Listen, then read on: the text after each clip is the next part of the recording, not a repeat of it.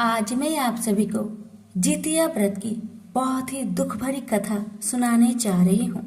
ये कथा है एक भाई की दुख भरी। इस कथा में आप सभी सुनेंगे कि कैसे एक बड़ी बहन ने अपने छोटे भाई के पेट में खंजर मारा और किस प्रकार जीवत भगवान की कृपा से भाई सही सलामत अपने माँ के पास लौट आया।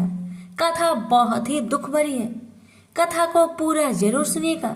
अगर अच्छी लगे तो दूसरों को भी शेयर कीजिएगा और कमेंट बॉक्स में जीवत भगवान की जय अवश्य लिखें। तो चलिए देरी न करते हुए कथा को शुरू करते हैं। प्रेम से बोलिए जीवत भगवान की जय। कथा बहुत समय पहले की बात है। एक गांव में एक माता पिता और उनकी एक छोटी सी कन्या एक साथ रहा करते थे। कन्या का नाम था लाली। कन्या भी 5 वर्ष की थी। बहुत मुश्किल से उन तीनों का गुजारा चल रहा था क्योंकि पिता की आमदनी बहुत कम थी। उस आमदनी से जितना भी धन आता उससे तीनों जन का पेट भर जाता था और उससे ज्यादा कुछ बचता नहीं था। रोज कमाओ रोज खाओ, ऐसा परिवार था। इसी तरह दिन बीतने लगे। एक दिन की बात है, लाली की माँ कहीं जा रही थी। तभी उन्होंने रास्ते में देखा एक छोटे से पोखरे के पास बैठकर बहुत से महिलाएं पूजा कर रही थी। तो लाली की माँ ने सोचा, ये सब महिलाएं इस पोखरे के पास बैठकर क्या कर रही है, जरा मैं जाऊं उनसे पूछ कर देखो। तभी लाली ने जाकर सभी बहनों से पूछा, बहन तुम लोग क्या कर रही हो? तभी बहनों ने बताया कि हम जितिया का व्रत रखे हैं और हम वही जीवत भगवान का पूजन कर रहे हैं। तब लाली की माता ने कहा, इस व्रत से क्या होता है? तभी बहनों ने बताया, इस व्रत को करने से जिसका पुत्र नहीं है उसे पुत्र मिले और जिसके पुत्र है उसकी आयु बढ़े। इस व्रत को अपने संतान की रक्षा के लिए किया जाता है। तुम भी जितिया का व्रत करो।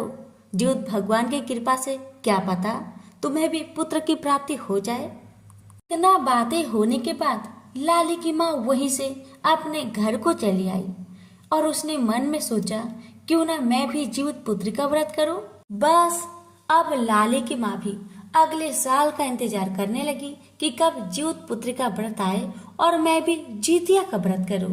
बस इसी इंतजार में दिन बीतने लगा और अब तो जितिया का व्रत भी नजदीक आ गया था। तो लाली की माँ ने सोचा, क्यों ना मैं उन बहनों के पास जाकर जितिया व्रत की सभी जानकारी प्राप्त करके मैं भी इस साल से जितिया का व्रत करूंगी। बस यही विचार करके लाली की माता ने उन बहनों के पास जाकर सभी जानकारी प्राप्त की और इस साल से जितिया का व्रत करना शुरू कर दिया।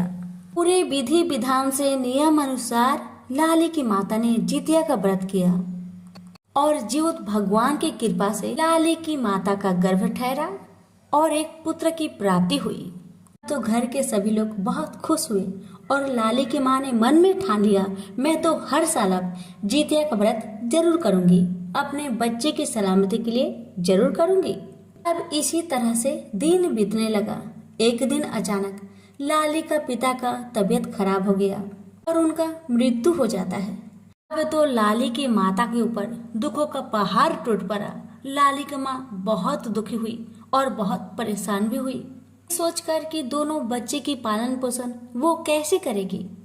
बहुत सोच विचार के बाद लाली की माता ने फैसला किया, क्यों ना मैं लोगों के घर जा जाकर काम करूं। काम करने से तो लोग मुझे 2 पैसे देंगे, उसी से मेरे दोनों बच्चों का गुजर बसर हो जाएगा।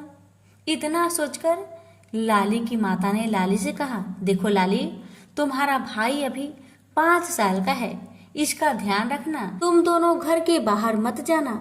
मैं थोड़ा पास के गांव में जा रही हूँ काम ढूंढने के लिए। अगर मुझे काम मिल गया तो तुम दोनों को अच्छा अच्छा भोजन लाकर खिलाऊंगी, इसलिए तुम लोग बाहर कहीं मत जाना, अच्छे से घर में रहना। माता ने दोनों बच्चों को समझाकर पास के गांव में चली गई और गांव के लोगों से कहने लगी, बहन मुझे कुछ काम मिलेगा। लेकिन बहनों ने कहा, नहीं नहीं, हमारा घर का काम हम खुद कर लेते हैं, तुम्हारे लिए हमारे पास कोई काम नहीं है। पूरे गांव में लाली की माता ने खोजा लेकिन किसी ने भी उसे काम नहीं दिया। बड़े उदास मन से जब लाली की माँ वापस आ रही थी, तभी उसे एक सेठ का घर मिला। उस घर के बाहर सेठानी बैठी थी। तभी लाली की माँ ने सोचा, एक बार सेठानी जी से बोलकर देखो, क्या पता सेठानी जी मुझे काम पर रख ले। बड़ी उम्मीद लेकर लाली की माता ने सेठानी के पास गई और बोली, मालकिन, क्या मुझे कोई काम मिलेगा? मेरे दोनों बच्चे बहुत भूखे हैं। मेरा इस दुनिया में कोई नहीं है सिवा दोनों बच्चे के।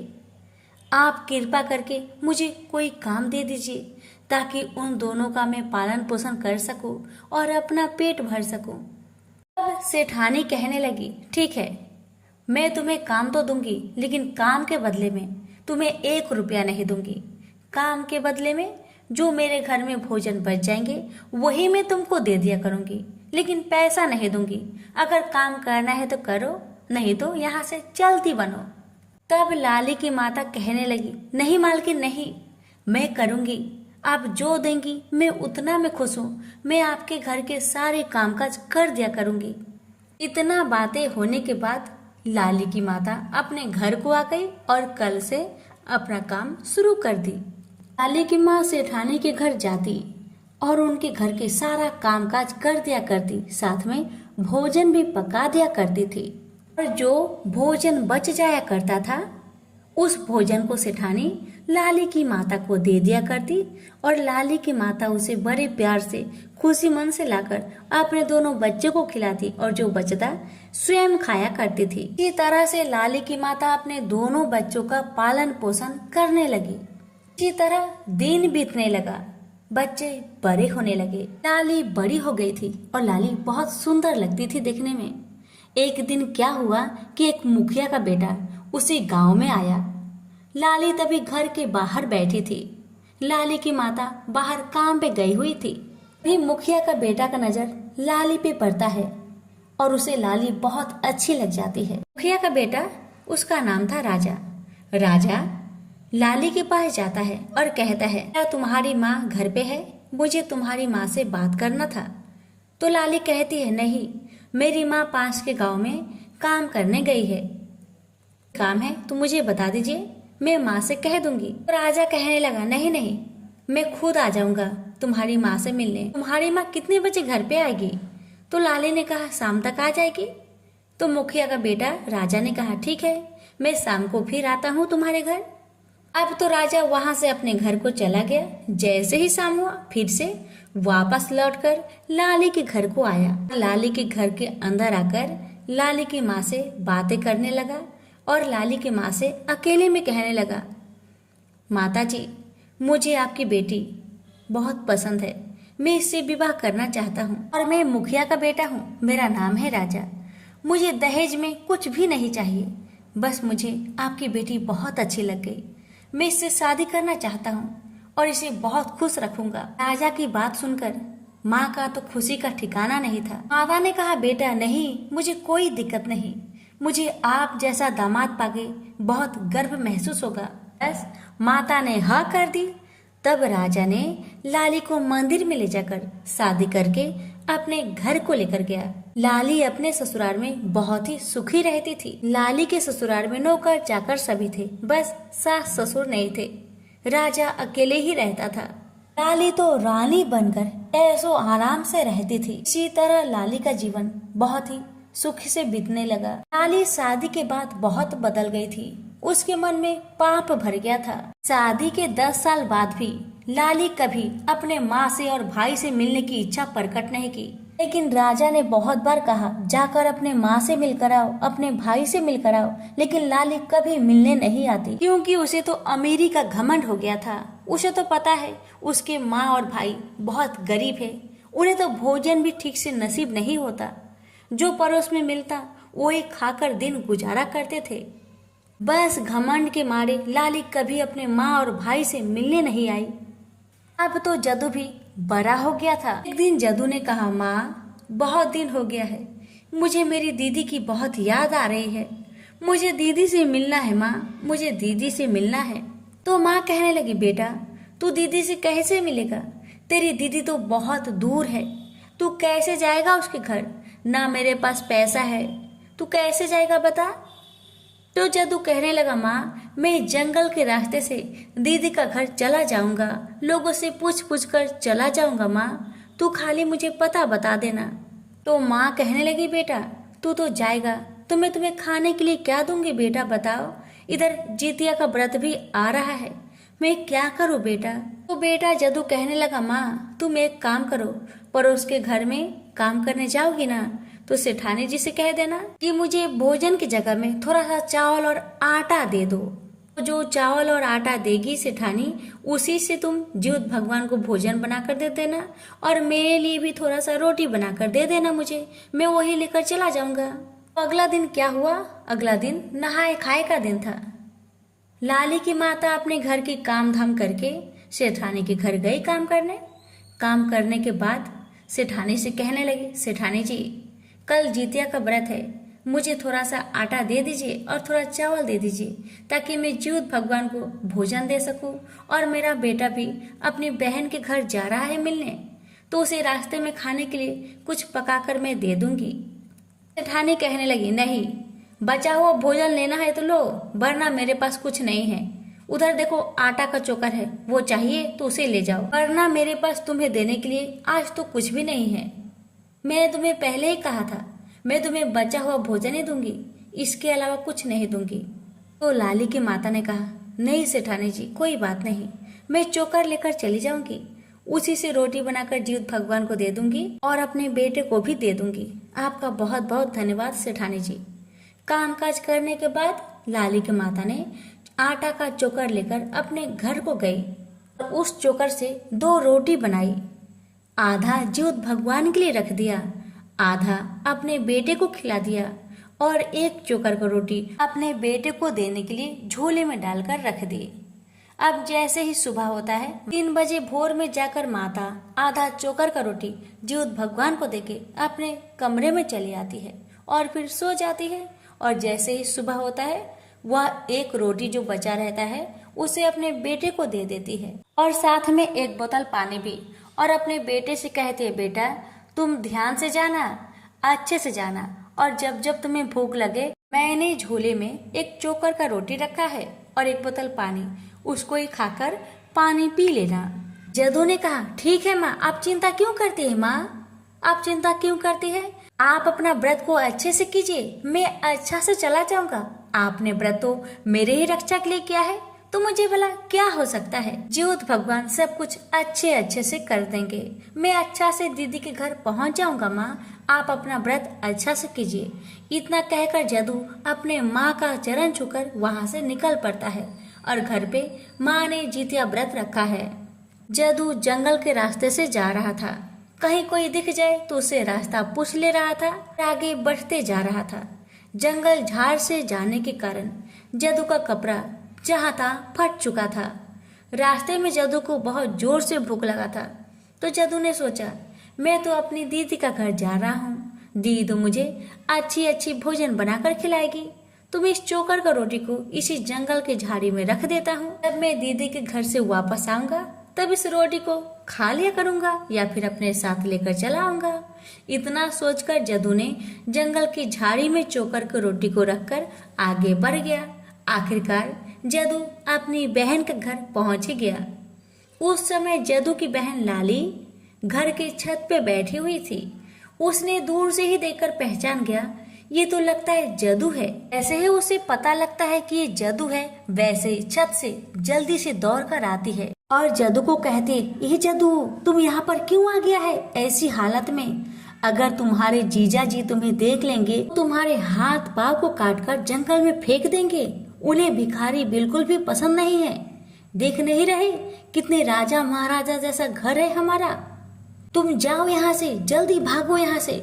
जदू कहने लगा, दीदी मैं बहुत थक गया हूँ, थोड़ा तो आराम करने दो, मुझे बहुत जोर से भूख भी लगा है दीदी, थोड़ा सा भोजन भी तो दे दो।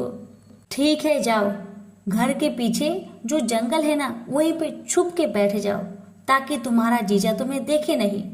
जदू बेचारा डर के मारे घर के पीछे जंगल में जाके छुप जाता है, वहीं पे बैठा रहता है।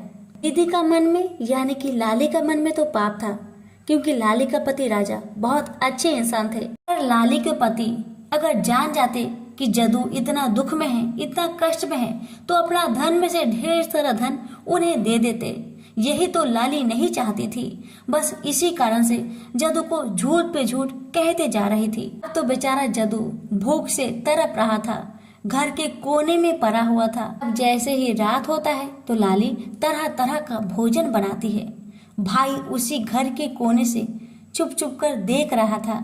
उसके पेट में तो चूहे दौड़ रहे थे। बेचारा भूख से तड़प रहा था, उसकी आंखों से पानी गिर रहा था।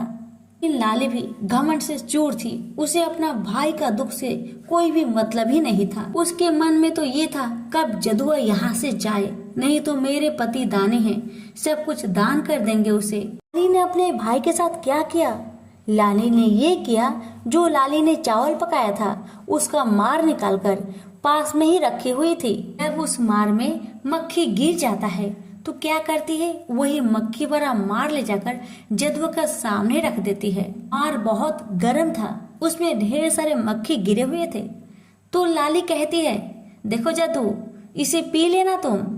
जदू कहता है, दीदी ये मार तो बहुत गर्म है, मार के अंदर ढेर सारे मक्खी भी गिरे हैं दीदी। अब लाली गुस्से में कहती है, मरल माछी बीन के मार बिहान पी है जदुआ।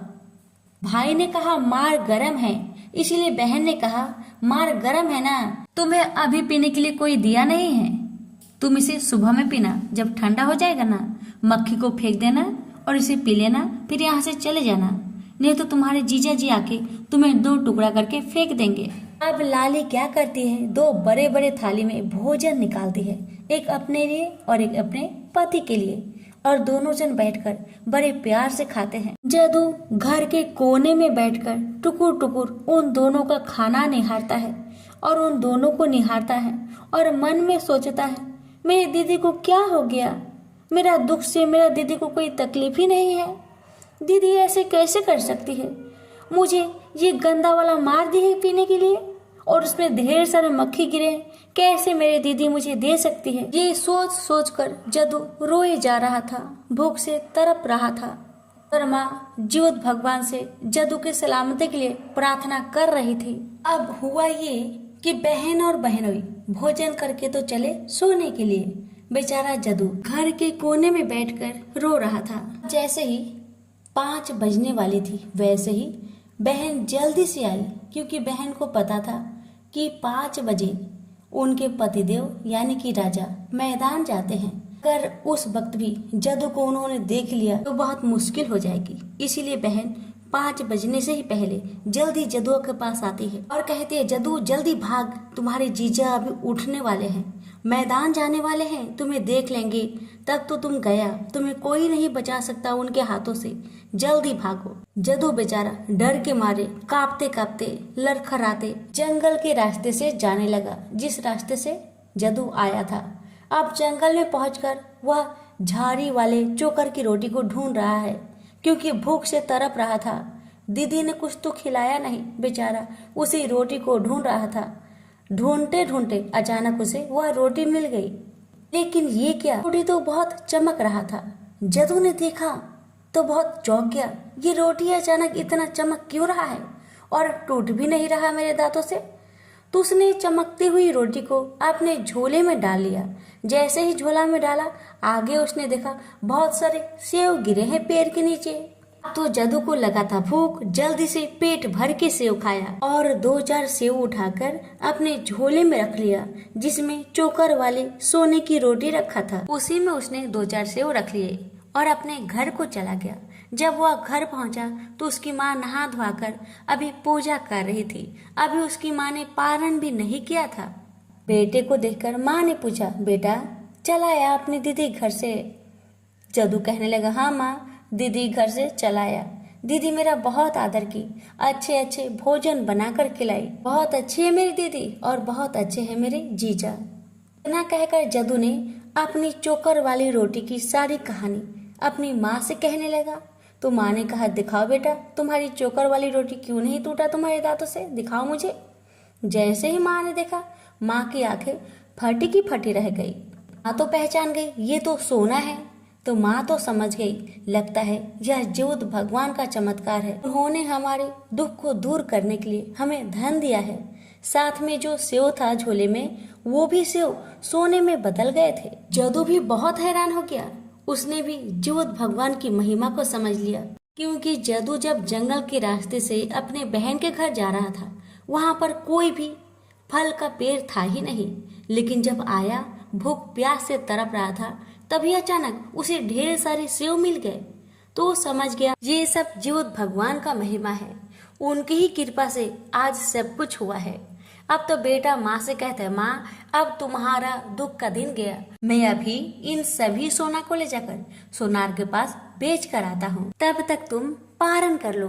मैं सोनार के पास बेचकर धन लेकर आता हूँ और घर को मैं सुंदर महल जैसा बनवाऊंगा माँ, जो सभी आंखें फाड़ फाड़ कर देखेंगे। इतना कहकर बेटा जदू सोनार के पास जाकर सोना को बेचकर ढेर सारा धन लेकर आता है और अपनी झोपड़ी को महल में बनवा लेता है। घर में ढेर सारे अनाज भर देता है। अब माँ कहती है, बेटा अब तो तुमने घर तो महल बनवा लिया, अब घर में प्रवेश करने के लिए घर का पूजा तो करना पड़ेगा। तो बेटा ने कहा, हाँ माँ आप ठीक कहती हैं, जो आपको अच्छा लगे वैसा ही होगा, जैसे आप कहेंगी मैं वैसा ही करूँगा माँ। अब अगला ही दिन घर में पूजा रखा गया। तो जदू कहने लगा, माँ आपने आस पड़ोस के सभी लोग को तो बुलाया है, लेकिन मैं चाहता हूँ मेरी दीदी और जीजा भी आए। माँ कहती है, बेटा तुम्हारी जैसी इच्छा, जिसको बुलाना है उसे बुलाओ। तो जदू ने अपने पड़ोसी से कहा, भाई थोड़ा मेरी दीदी को भी जाकर कह देना कि हमारे घर में कल पूजा है। तो पड़ोसी ने कहा, ठीक है जदू, मैं कह दूंगा, तुम चिंता मत करना। पड़ोसी जदू की दीदी के घर जाकर खबर दे देता है कि कल तुम्हारे घर में पूजा है, तुम दोनों को तुम्हारी माता और तुम्हारे भाई ने बुलाया है, कल जरूर आना। अब जैसे ही सुबह हुआ, लाली अपने पति राजा के साथ अपने मायके को चली। मायके में जब गई, उसे अपना घर पहचान में नहीं आ रहा था। जब आस पड़ोस में पूछा गया तो सभी लोगों ने बताया, यही तो जदू का घर है। बहन की आंखें फटी की फटी रह गई, क्योंकि लाली का महल जदू का महल के आगे बहुत फीका था। घर में सभी लोग आ गए तो घर का पूजा पाठ बहुत अच्छा से हुआ। सभी को प्रसाद बांटे गए। तो जदू की माँ ने कहा, जदू तुम्हारे जीजा और दीदी आए हैं, इनके लिए सुंदर सुंदर महंगा महंगा वस्त्र खरीद कर ला देना। जदू कहता है, हाँ माँ जैसा आप कहे मैं वैसा ही करूँगा। जैसे ही जदू बाजार जाने लगा, वैसे ही लाली कहने लगी, ए जदू मेरे लिए एक भारी पायल भी ला देना जदू। जदू कहता है, हाँ दीदी जैसा तुम कहो, मैं जाता हूँ एक पायल भी लेकर आऊंगा। जदू बाजार जाकर ढेर सारे कपड़ा खरीदा और सोनार के पास जाकर कहने लगा, सोनार भैया आप मेरे दीदी के लिए एक बहुत ही सुंदर सोना का पायल बना देना, लेकिन पायल छन छन छन छन बजना नहीं चाहिए। उसमें मैं एक आवाज देता हूँ, उसी आवाज को आप भर दीजिएगा। आवाज ये है कि मरल मछली बीन के मार बिहान पीहे जदुआ। इस आवाज को पायल के अंदर आप भर दीजिएगा। तो सोनार ने कहा, ठीक है जदू भाई, मैं कर दूंगा, तुम चिंता मत करो, लेकिन आज मैं दे नहीं पाऊंगा, पायल बनाने में समय लगेगा। मैं रात भर जाकर इसे तैयार करके कल सुबह तक तुम्हें दे दूंगा। जदू ने कहा, ठीक है भैया। कपड़ा लेकर जदू अपने घर को आया, अपने जीजा को और अपने दीदी को दिया। जीजा बहुत खुश हुए। जदू ने अपनी दीदी से कहा, दीदी पायल सुबह तक मिलेगा, मैं सुबह को चला जाऊंगा पायल लेने। अब जैसे ही सुबह हुआ तो जदू चला गया पायल लाने और इधर दीदी घर से निकली अपने ससुराल जाने के लिए।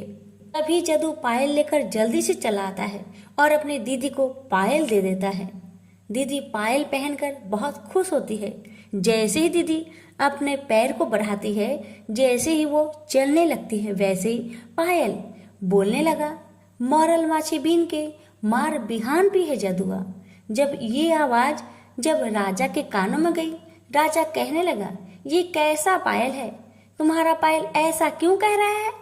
मरल मच्छी बीन के मार बिहान पी है जदुआ। जदुआ तो तुम्हारा भाई का नाम है, बताओ मुझे तुम्हारा पायल ऐसा क्यों कह रहा है? तो लाली कहने लगी, पता नहीं क्यों ऐसा कह रहा है, लगता है मेरा भाई ने दिया है ना, इसीलिए कह रहा होगा। छोड़िए हम लोग चलते हैं अपना घर। लेकिन राजा नहीं माना। राजा अपने साले के पास आया और कहने लगा, साले साहब, ये आपने जो पायल दिया है ऐसा क्यों बोल रहा है? मरल मच्छी बीन के मार बिहान पी है जदुआ, सच सच बताइए मुझे। तब जदुआ सारा कहानी अपने जीजा से कह देता है। जीजा को सुनकर बहुत कष्ट हुआ कि जदू मेरा घर आया था, इतना कष्ट दिया अपने भाई को, अपना भाई का ना हुई क्या मेरा होगी? राजा गुस्से में आकर लाली को जोर से एक चमाटा मारता है और कहता है, आज से तुम्हारा और मेरा रिश्ता खत्म। लेकिन जदुआ अपने जीजा के आगे हाथ जोड़कर माफी मांगता है कि जीजा जी, मेरी दीदी का जितना दिमाग है दीदी ने उतना किया, आप कृपा करके मेरी दीदी से नाराज ना होइए। दीदी अब से कभी ऐसा गलती नहीं करेगी, कृपा करके आप उसे माफ कर दीजिए। राजा बहुत अच्छा इंसान था, उसने जदू का बात मान लिया। बहन ने अपने भाई को गले लगाकर भाई से माफी मांगी और अपने माँ से सारा कहानी कही और उसने अपने माँ से भी माफी मांगा और कहने लगी, माँ देखिए ना, मेरे शादी के 12 वर्ष हो गए, मुझे अभी तक एक भी संतान नहीं माँ, मैं बहुत पापी हूँ माँ, मैं बहुत पापी हूँ। तब माँ ने लाली से कहा, तुम चिंता मत करो, तुम्हारे घर में भी जल्दी से नन्हा मुन्ना आने वाला है, चिंता मत करो। तुम जीवत भगवान का व्रत करो, जीवतिया का व्रत करने से तुम्हें पुत्र की प्राप्ति जरूर होगी। जब अगला साल आया तब माता ने और बहन ने दोनों ने नियम पूर्वक जीतिया का व्रत किया और जीवत भगवान की कृपा से लाली गर्भवती हो गई और लाली ने ठीक 9 महीने बाद एक सुंदर पुत्र को जन्म दिया। तब से ही लाली भी हर साल जीवत भगवान का व्रत करने लगी अपने बच्चे की सलामती के लिए। तो प्रेम से बोलिए, जीवत भगवान की जय।